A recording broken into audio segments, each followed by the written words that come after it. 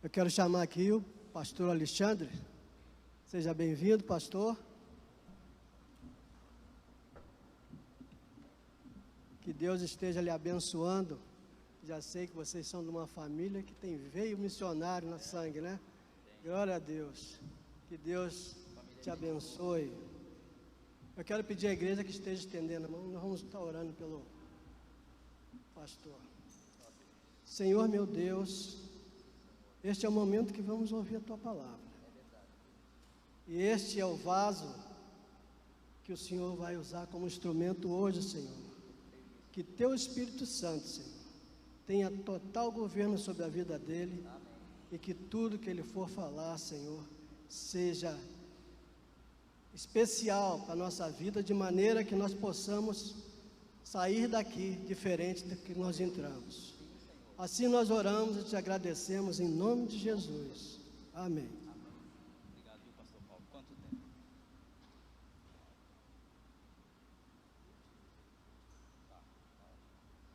Olá, paz, tudo bem? Ele me deu aqui 1h30, menos 40 minutos. Eu tenho uns 30 minutos aqui com vocês. Eu estou feliz de poder estar aqui. Algumas pessoas já me conhecem, mas antes de eu me apresentar necessariamente, eu quero convidar a Vanessa, minha esposa. Vem aqui rapidinho, Vanessa. A Vanessa quer fazer um agradecimento muito breve, pastor. Gente, a paz do Senhor, amém? Meu nome é Vanessa, eu sou sobrinha da tia Rô, para quem não conhece, a minha avó, dona Joaquina.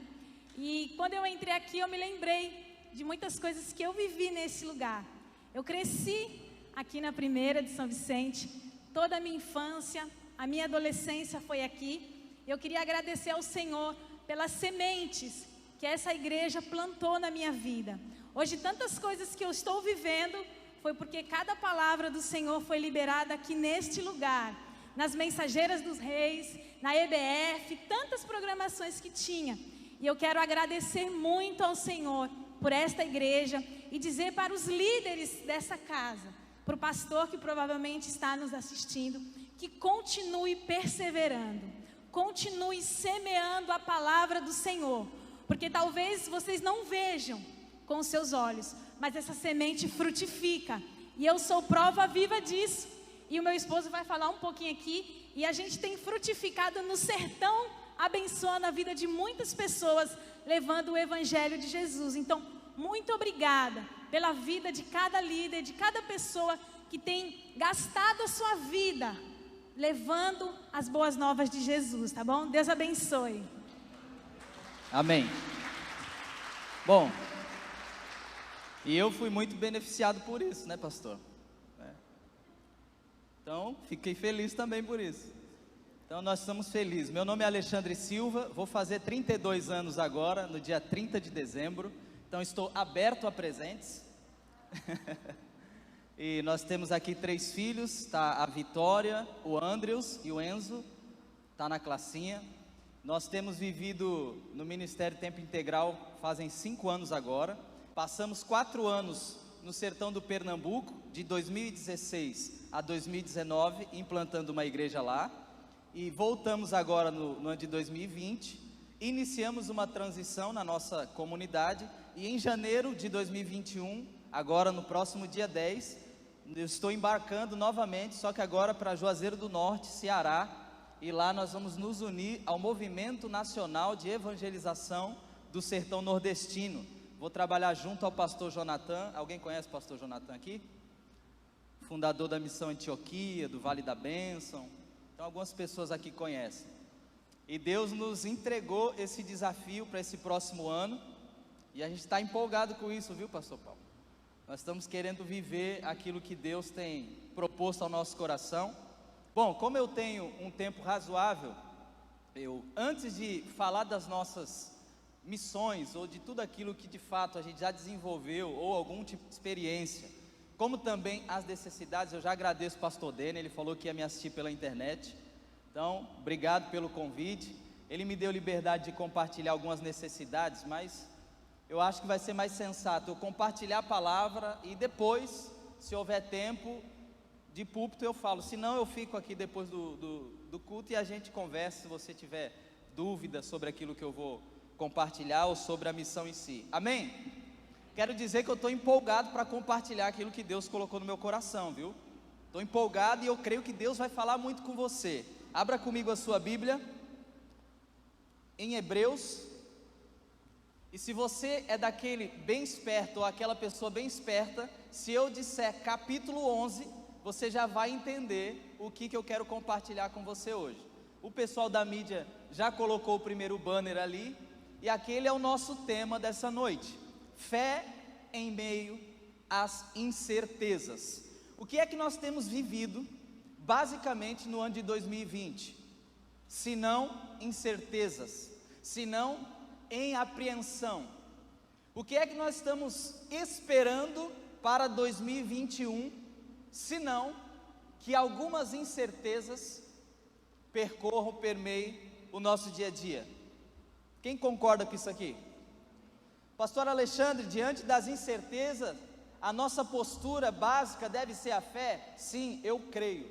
Só que mais do que uma fé fingida, mais do que uma fé sem o fundamento necessário, eu quero encorajar você nessa noite a uma fé honesta, uma fé robusta, uma fé firme, uma fé sincera.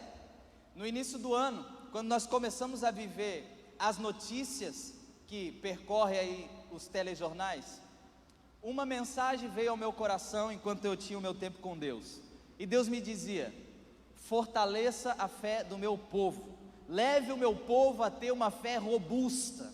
E é a partir dessa palavra que eu quero compartilhar com você o texto de Hebreus 11, verso 1. A fé é a certeza de que haveremos de receber o que esperamos, e a prova daquilo que não podemos ver. A fé é uma certeza e uma prova. Pula aí para o verso 6, por gentileza. Hebreus 11, 6. Em verdade, sem fé é impossível agradar a Deus. Portanto, para qualquer pessoa que dele se aproxima, é indispensável crer que ele é real e que recompensa todos quantos se consagram a ele. Esse texto de Hebreus 11, 6, que a gente também utiliza como ponto de partida daquilo que eu quero conversar com você, nos mostra que sem fé é impossível agradar a Deus. Só que quando nós pensamos em agradar a Deus, nós geralmente pensamos em atitudes, em práticas. A gente pensa: eu quero viver de modo que eu agrade a Deus. Mas o pressuposto para agradar a Deus não é uma prática nossa, ainda que seja importante, mas é uma disposição interna, a fé. Sem fé é impossível agradar a Deus. Então nós não agradamos a Deus a partir da nossa prática, nós agradamos a Deus a partir de uma disposição interior. Quantos estão comigo até aqui? Isso é importante para a nossa continuidade. Se nós vivemos por fé, e é o que diz Romanos 1, 16 e 17, o justo viverá pela fé. Hebreus 10, 37 e 38 diz que nós não somos daqueles que retrocedem, no entanto, somos da fé. Deus não se agrada daqueles que retrocedem. E para nós vivermos como igreja, como cristãos, como discípulos de Jesus, em meio a essas diversidades de incerteza, porque não é uma incerteza, são várias incertezas que têm nos cercado, não só nesse ano, mas para aquilo que há de vir. Nós precisamos necessariamente ter uma fé robusta, uma fé firme, uma fé forte, que vem a partir dessa disposição interior. Eu creio que como igreja, nós precisamos transicionar de um modelo meramente primitivo, para uma disposição apocalíptica. Deixa eu explicar isso aqui melhor. Enquanto igreja, nós pegamos os princípios da igreja primitiva e nós colocamos esses princípios em prática. Por exemplo, nós falamos da comunhão, nós falamos da sã doutrina que eles compartilhavam, nós falamos do estilo de vida dos cristãos primitivos, e tudo isso é aceitável. Nós, enquanto cristãos, precisamos praticar o que eles nos ensinaram. Aquilo é o fundamento da fé e do desenvolvimento da vida da igreja. Mas nós não podemos esquecer que essa mesma igreja primitiva, que nos dá o modelo para sermos igreja atualmente, são discípulos que tinham disposição interior apocalíptica. Que tipo de disposição apocalíptica é essa? Hebreus 10 diz que os discípulos da era primitiva, eles recebiam com alegria o confisco dos seus bens. Por que eles recebiam com alegria o confisco dos bens, quando o Estado tomava o bem deles? Porque eles tinham a disposição interna de que Jesus estava voltando imediatamente. Aquilo que tomam ou que removem de mim fisicamente, não compara com aquilo que eu estou aguardando. Então, o meu ponto aqui é o seguinte: uma vida de fé bem fundamentada em meio a essa imprevisibilidade que nós temos, precisa necessariamente ser transicionada de um modelo meramente primitivo, quando a gente fala só de comunhão, só de relacionamento, para uma disposição apocalíptica. O nosso interior precisa estar pronto para morrer. Você pode dar um amém? Nós precisamos entender que o que estamos vivendo são dispensações proféticas. O meu assunto hoje não é escatologia. Eu não quero abordar aqui assuntos que vão nos trazer medo, mas eu venho como profeta de Deus relembrar você que a minha vida e a sua vida foi feita para viver pela fé. A gente não pode se apoiar naquilo que nós temos em vista. Quantos lembram de Gênesis capítulo 12, verso 1? Conta a história do patriarca Abrão, que depois se transforma em Abraão, ou Deus muda o nome dele para Abraão. Ele é conhecido como o pai da fé. Se você for rápido de endereço, Gênesis 12, 1 diz o seguinte: então o Senhor veio a Abrão e lhe ordenou: sai da tua terra, da tua parentela e da casa de teu pai, e dirige-te à terra que eu te indicarei. Dirige-te para onde? Qual foi essa terra? O que Deus diz é o seguinte: Abraão, você deixa pai, deixa sua terra, deixa sua parentela, e você se dirige para um lugar que eu vou te indicar, eu vou te mostrar, eu vou te revelar. O que é isso senão Abraão sair de um ambiente seguro para um ambiente incerto? Repita assim comigo. Se você não gosta muito disso, vai ser só essa vez, eu prometo. Repita assim comigo: Abraão foi mandado para um ambiente incerto. Agora, pela última vez, diga só assim: ambiente incerto. No ambiente de incerteza, nós precisamos necessariamente ser movidos por fé. O que nos espera em 2021 não é só um caos, catástrofe. Certamente muitas coisas boas vão acontecer. Certamente Deus vai atuar na sua soberania, na sua grandeza, na sua graça, e vai de fato levar o seu povo em cuidado. Mas nós não podemos deixar de perceber que a movimentação profética escatológica nos leva a uma disposição de fé forte, porque o ambiente que viveremos é um ambiente incerto. Abraão, quando ele sai do meio da sua parentela, da sua cidade, ele está saindo do meio de um ambiente de proteção. Era a cidade que ele morava, era em meio aos seus parentes, e ele estava então adentrando um plano que Deus o comissionava, no entanto, incerto. Se existe um encorajamento que eu já quero deixar basicamente aqui para você, além de te desejar um próspero ano novo, eu te desejo um feliz ano incerto. Alguém entendeu? Eu te desejo um feliz ano incerto. Por quê? Porque é na incerteza que nós produzimos fé. É na incerteza que nós começamos a depender do Deus que nós cremos. Abraão, ele é transformado num pai da fé porque ele deu passos em direção a um ambiente incerto. Quando nós estamos seguros naquilo que entendemos, a nossa tendência é relaxar espiritualmente. Quando a gente está seguro em tudo aquilo que nós fazemos, a nossa tendência é crer que nós conseguimos fazer o que é necessário fazer.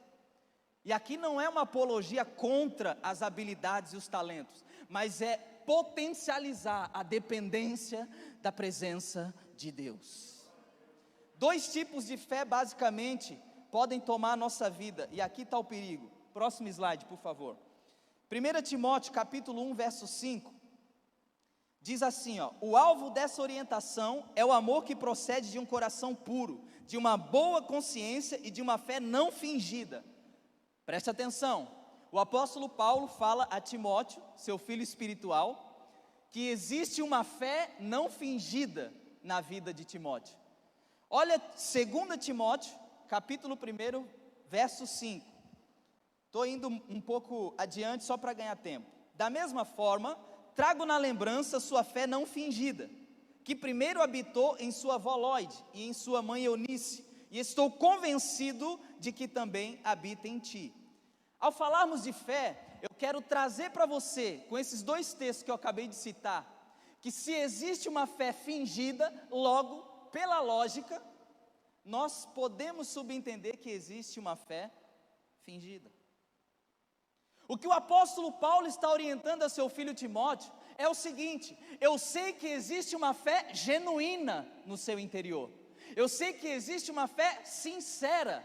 O que ele está dizendo é fundamentado na geração de Timóteo, primeiro na avó Lóide, depois na mãe Eunice. Deixa eu te dizer uma coisa: uma fé honesta, uma fé sincera, é uma fé geracional. Você, quando desenvolve fé verdadeira, fé honesta, fé sincera, fé genuína, dificilmente, eu ouso dizer até que é impossível, você não compartilhar com as próximas gerações.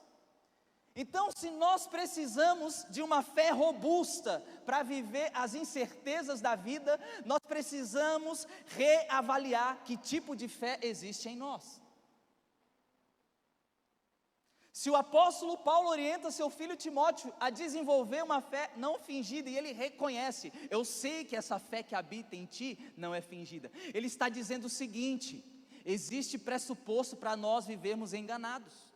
Nós achamos que temos fé, nós achamos que estamos desenvolvendo uma fé saudável, mas muitas vezes, o que nós temos feito é nada mais, nada menos do que pensamento positivo.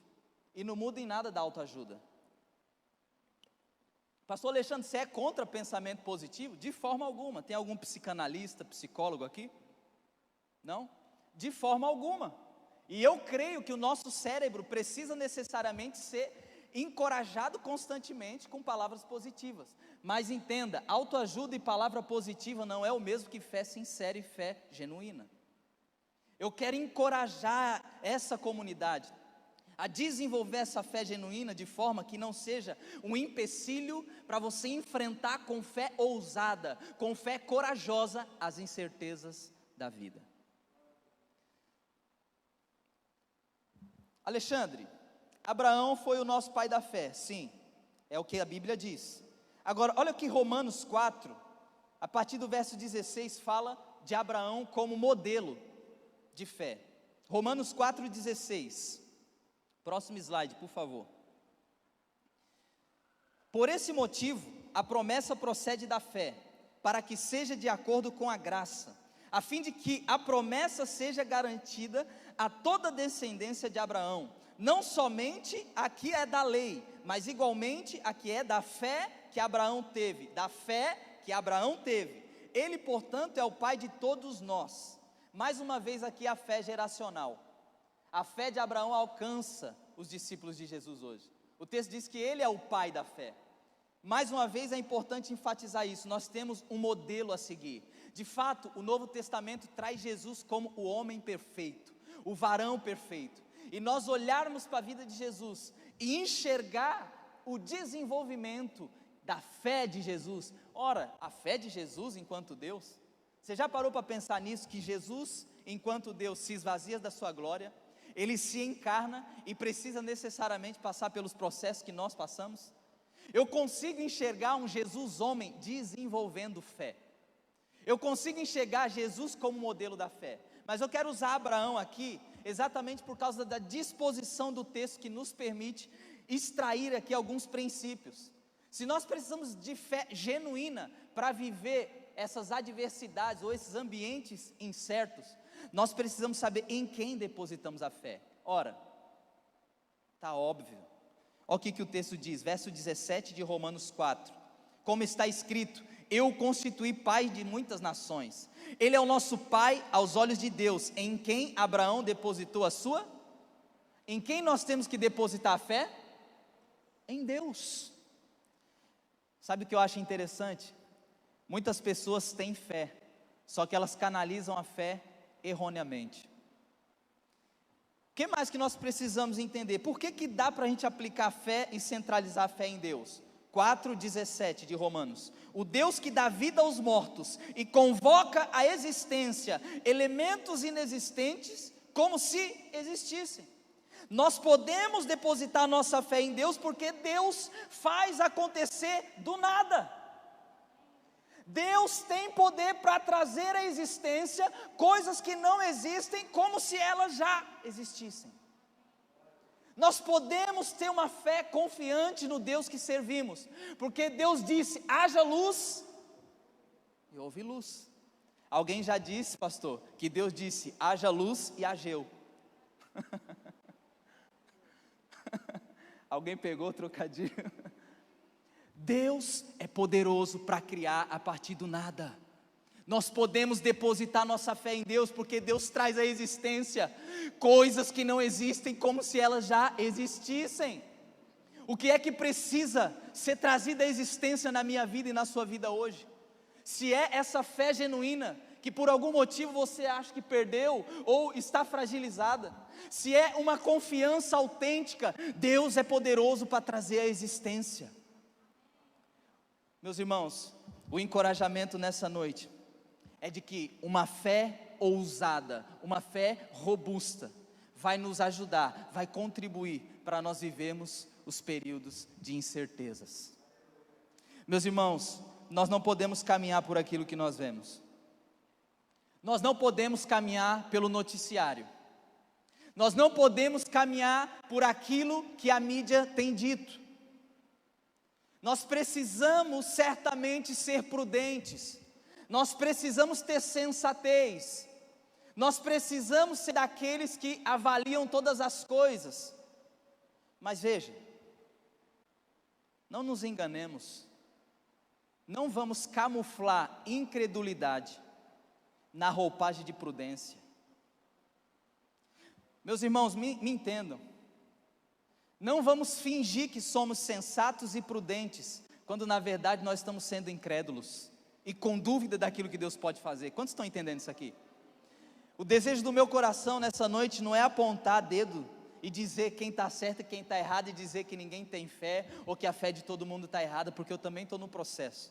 Mas eu vim aqui para dizer o seguinte: não confunda incredulidade com prudência.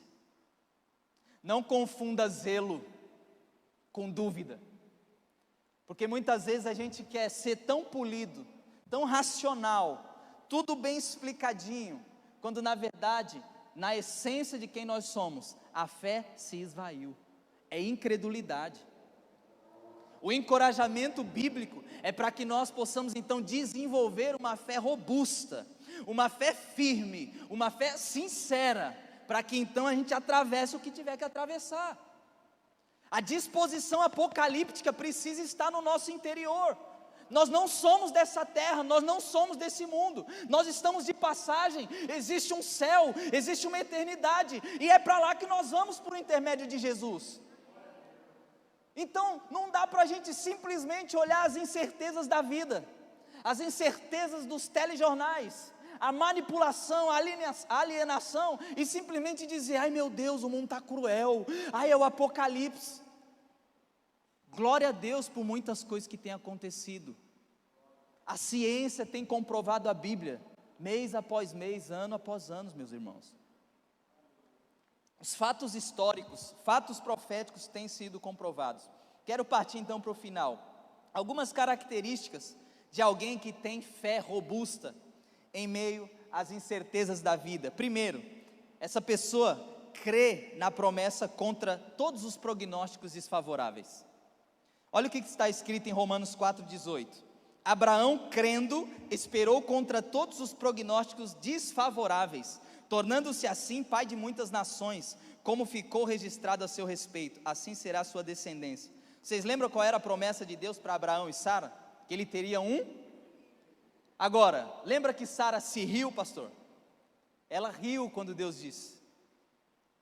Eles tinham todas as probabilidades de desacreditar, porque de fato eram idosos. Eles tinham até méritos, me entendam, aspas, para não crer nessa promessa. Não existia viabilidade humana. Mas olha o que ocorre. Abraão creu, mesmo diante dos prognósticos desfavoráveis. Deixa eu dizer algo para você.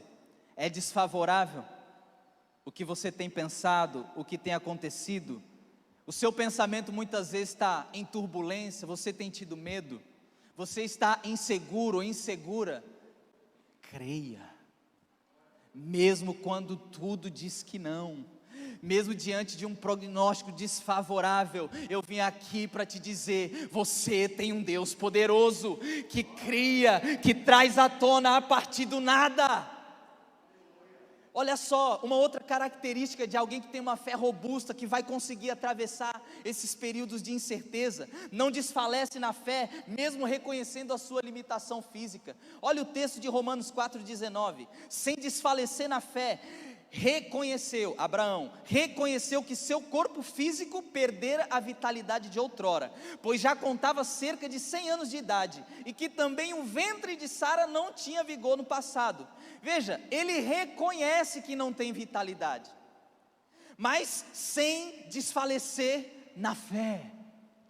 Você pode não ter vitalidade, a sua saúde pode não ser das melhores, mas em nome de Jesus não desfaleça. Não desfaleça na fé, continue crendo. Eu vim nessa noite para ativar sua fé e dizer que o teu Deus é um Deus poderoso. O nosso Deus cria a partir do nada. Não desfaleça. O ambiente é incerto, as situações estão difíceis. Não desfaleça. Você pode ter limitação física, mas não desfaleça. Deixa eu entregar uma palavra aqui no seu coração. A fé não se decompõe, meus irmãos. A fé é imaterial, à medida que o tempo passa ela pode crescer. A fé não se decompõe. Você pode dar um amém por isso? Então não desfaleça. Uma outra característica de alguém que tem uma fé robusta, uma fé ousada para enfrentar esse ambiente de incerteza: não duvida, não é incrédulo. Olha o que diz Romanos 4,20. Parte A: mesmo considerando tudo isso, não duvidou, nem foi incrédulo quanto ao que Deus lhe prometera. Abraão, como eu disse, ele tinha motivos para duvidar, mas independente da inviabilidade, ele creu.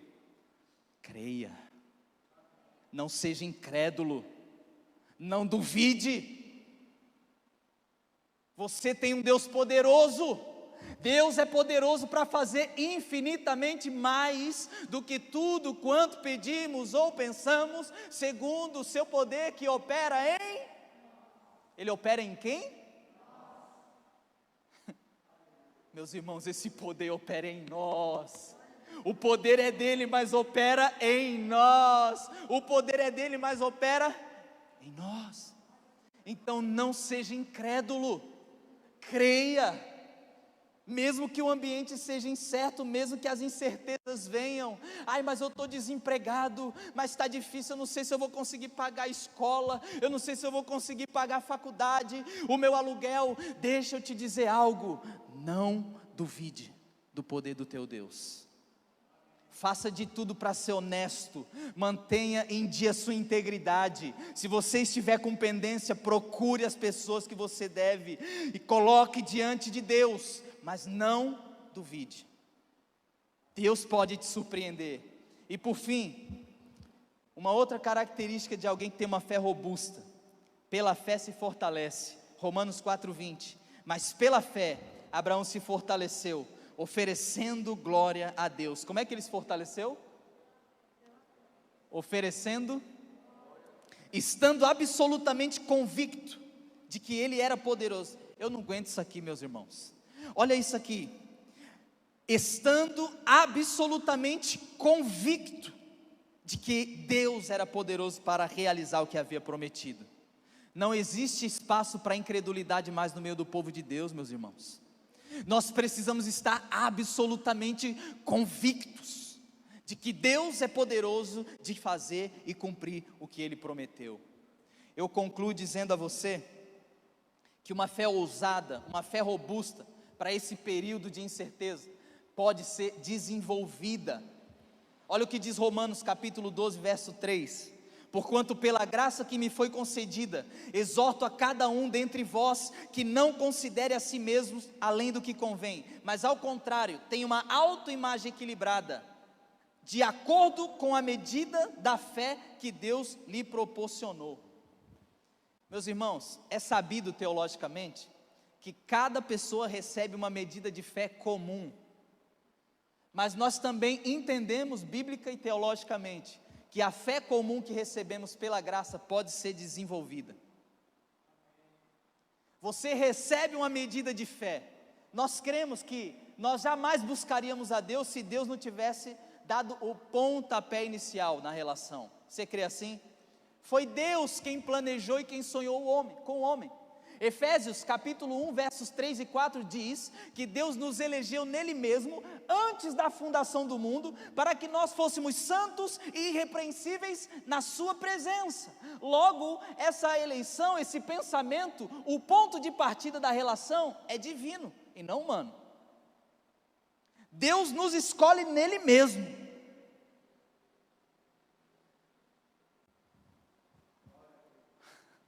Aleluia. Pastor, o que importa? O que importa é que nós podemos, à medida da fé que já recebemos, crescer em fé. Crescer em fé. O que diz segundo aos Coríntios 3? Que nós somos transformados de glória em glória. Provérbios 4,18 diz que a vereda do justo é como a luz da aurora, que vai brilhando, brilhando, até se tornar dia perfeito. A proposta do cristianismo é crescimento, meu irmão. Minha irmã, meu irmão, se você não está crescendo, está algo errado. A proposta do cristianismo é crescimento, e quando eu falo de crescimento, nesse sentido eu não falo só do crescimento externo, no tocante a fruto do Espírito, eu falo também de um crescimento interior. A nossa fé pode ser desenvolvida. Como que eu desenvolvo a minha fé? Judas, verso 20 diz: vós porém amados, edifiquem-se na santíssima fé que tendes, orando no Espírito Santo. Nós podemos edificar nossa fé orando, nós podemos edificar nossa fé lendo a Bíblia, em comunhão, vindo ao culto, tudo isso, mas deixa eu dizer algo: se não houver uma disponibilidade, se não houver um desejo, se você não crê que é possível desenvolver a fé que você tem, você vai paralisar. Encerro dizendo, 1 João 5,4: todo aquele que é nascido de Deus vence o mundo, e este é o triunfo que vence o mundo, a nossa fé. O apóstolo Paulo, no final da sua vida, na segunda carta a Timóteo, ele diz assim: meu filho Timóteo, venha logo me ver, traga a minha capa, traga o meu pergaminho, eu estou encerrando a minha carreira, eu combati, bom combate,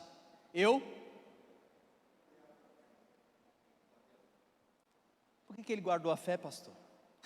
Por que ele guardou a fé? Porque a fé, meu irmão, ela não se decompõe. Ele está dizendo o seguinte: eu utilizei, cresci em fé, no final da carreira eu não descarto, guardei a fé.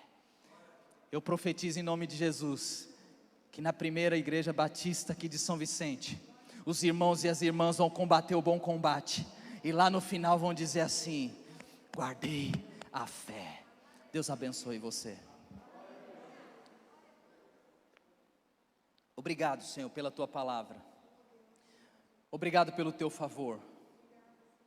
Obrigado porque o Senhor nos encoraja a ter uma fé robusta, uma fé firme, uma fé honesta, uma fé sincera.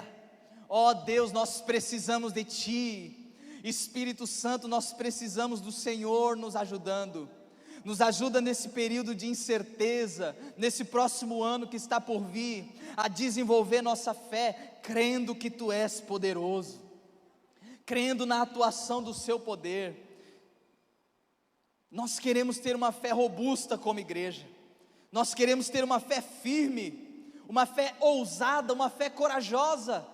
Em nome de Jesus, aumenta-nos a fé, assim como pediram aqueles discípulos, ó Deus, e que nós possamos deixar de lado toda incredulidade, toda dúvida, para crer naquilo que o Senhor tem dito a nós, ao Teu povo, em nome de Jesus. Amém. Glória a Deus.